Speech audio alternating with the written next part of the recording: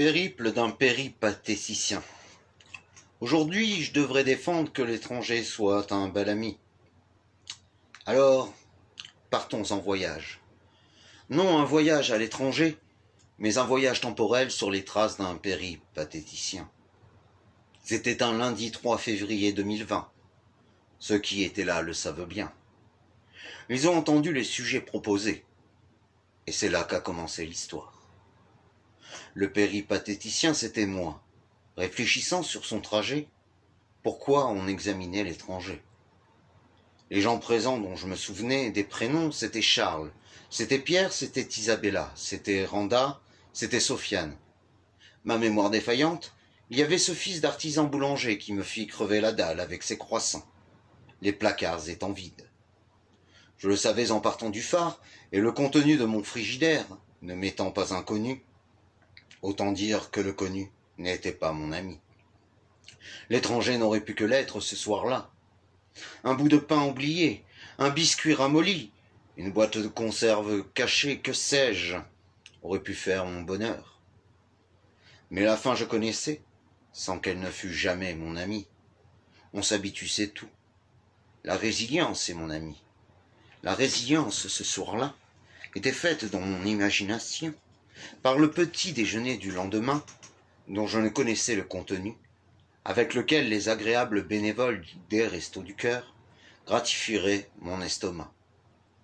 La nourriture s'était réglée, mais le discours aurait lui quelque mal à se remplir. Que de questions soulevait-il? Nous avons toujours le choix du sujet pour les lundis d'Eloquentia. Alors, en étudiant de lettres que je suis, j'ai entendu un sujet tel que le piège était dressé avec 2 titres de romans, d'aucuns l'ont entendu. J'ai demandé ma position, et maintenant qu'elle vous est parfaitement connue, je poursuis ma mission. Nerveusement, je cherchais quel fond mettre dans mon discours. Pour trouver ce fond, je cherchais une forme. Je ne pouvais réitérer à l'infini le cadre de Cicéron. Venant défendre l'étranger, mon discours ne pouvait être que le produit d'un autre moi, l'aventure d'une écriture. Elle commençait dans la rue par des pensées sous lampadaire. L'inventio, me direz-vous, peut-être en latiniste. C'est bien une des seules étapes respectées de ce discours, l'invention. Car si l'étranger est un bel ami, alors je file vers l'inconnu. Je ne veux pas vivre un jour sans fin. Je n'abandonne pas Cicéron, mais je le range pour un autre type de création. Si vous trouvez que l'étranger est un bel ami, n'attendez conséquemment pas de plan ici. Le dispositio est mort, vive le dispositio. Je vous entraîne dans ma ballade, la complainte d'un orateur qui, pour défendre son sujet, par logique se débarrasse d'un quelconque plan qui l'embarrasse. Il n'y aura pour fil conducteur que la ballade du pensif, dont le poncif était que pour défendre l'étranger, il fallait défendre l'inconnu. N'attendez pas l'annonce d'un plan, quand le seul qui y est d'être dans mes pas. Vous me suivez en train de marcher d'un pas conventionnel, un pied après l'autre. Vous me voyez, vous entendez mes idées venant au gré du trajet. Je réfléchis à ce sujet tel que je l'ai entendu. L'étranger, destination, l'inconnu, différent de soi, arrivant d'un autre lieu, roman, un bel ami. Comment le définir? Roman aussi. Voilà ma principale difficulté, je me dis.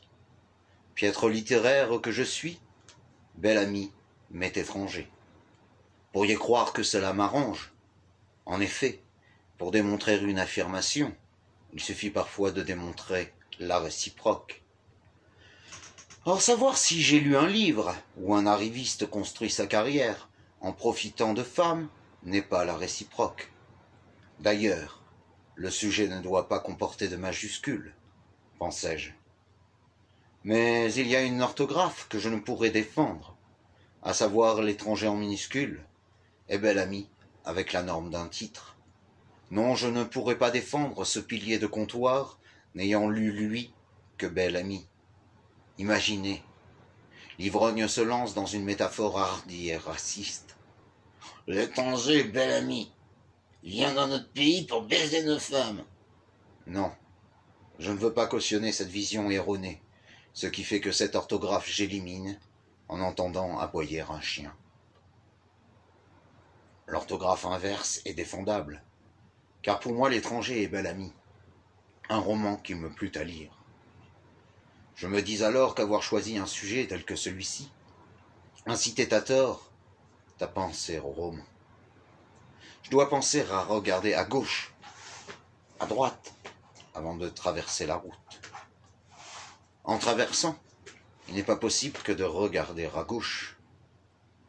J'arrive devant chez moi, mais il me reste une orthographe à considérer. Je remonte alors vers le parc Victor Thuya. L'orthographe la plus certaine est celle de la phrase tout en minuscule, mais d'importance capitale, malgré cette heure un peu tardive. L'étranger est-il un bel ami? Je me pose auprès de l'arbre aux 1000 écus, et je réfléchis. Un bel ami, comment le définir? Un bel ami, je vous dirais, est celui qui sait vous être étranger. Étranger quand il doit vous sermonner. Étranger quand il vous félicite, sans que ce ne soit des flagorneries.